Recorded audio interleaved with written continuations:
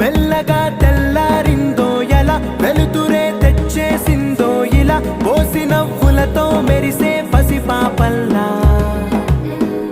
చేదతో బావులలో గలగల, చెరువులో బాతుల ఈతల కళ, చేదుగా ఉన్న వేపను నమిలే వేళ.